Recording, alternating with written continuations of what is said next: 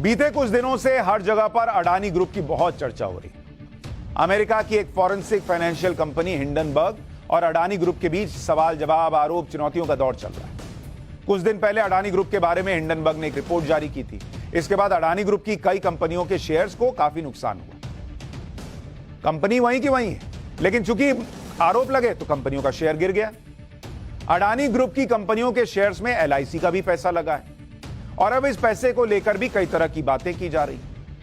डर का माहौल बनाया जा रहा है। आरोप लगाया जा रहा है कि नरेंद्र मोदी ने अपने सो कॉल्ड दोस्त को फायदा पहुंचाने के लिए आपके एलआईसी का जो पैसा था वो अडानी की कंपनियों में लगवा दिया। अब वो शेयर गिर गए, गया आपका पैसा, डूब गया आपका पैसा। पैसा डूबने का खतरा बताने वाला नैरेटिव चल रहा है, लेकिन सच्चाई आज हम आपको बताएंगे पाठशाला।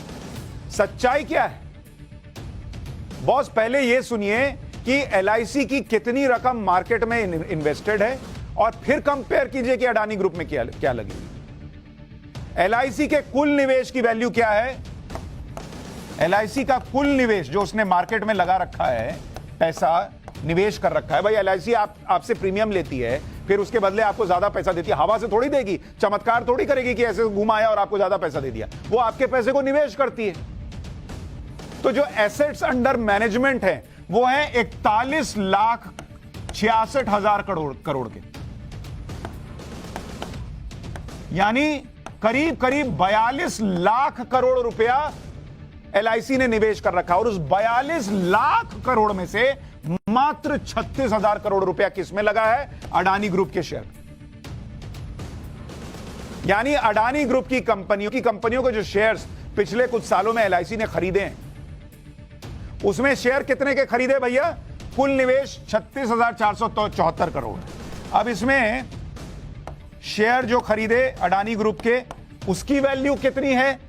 30,127 करोड़, क्योंकि उसमें डेट वगैरह भी होता है जिसमें निवेश किया जाता है या डेट दिया जाता है। तो टोटल मिला के 36,000 करोड़ है। शेयर कितना का खरीदा है एलआईसी ने अडानी ग्रुप का? 30,127 करोड़ का।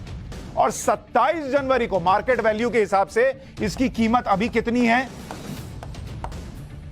56,142 करोड़ रुपए। तो यानी अडानी ग्रुप के शेयर गिरने के बावजूद एलआईसी ने जो आपका पैसा अडानी ग्रुप के शेयर को खरीदने में लगाया हुआ है, वो अभी भी करीब 26,000 करोड़ के प्रॉफिट में, 26,000 करोड़ का प्रॉफिट है। अब आप बताइए, अभी भी आपका पैसा प्रॉफिट में है बॉस। तो जो लोग कह रहे हैं आपका पैसा डूब गया, उनको बताइए कि एक तो पैसा मात्र 1% लगा है अडानी ग्रुप में और दूसरा जो लगा है वो भी प्रॉफिट में। फिर से सुनिए, इतनी डिटेल दूंगा कि अगले बार आपको कोई जो है घुमाएगा फिराएगा तो उसको बोलिएगा मैं पाठशाला देखता हूं बॉस, मेरे सामने ये सब फालतू की बात ना करना। 2014 में जो एलआईसी का निवेश था प्राइवेट सेक्टर में कितना था? और ये 2014 मार्च को बता रहा हूं, तब मनमोहन सिंह की सरकार थी। प्राइवेट सेक्टर और ये है सरकारी सेक्टर, ठीक है।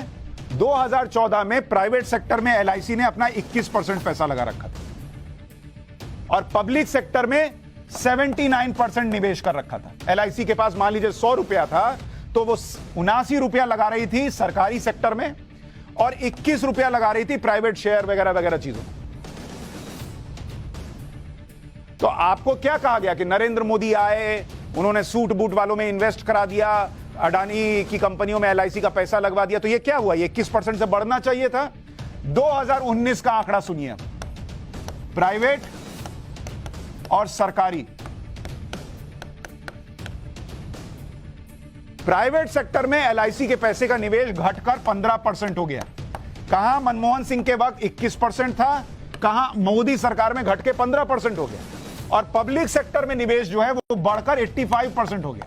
तो जिन नरेंद्र मोदी पर आरोप लगाया जाता है कि वो सूट बूट वालों में निवेश करा रहे हैं एलआईसी का आपका पैसा, उनके समय में प्राइवेट सेक्टर में पैसा घट गया, एलआईसी नहीं लगा रही, सरकारी में लगा रही है।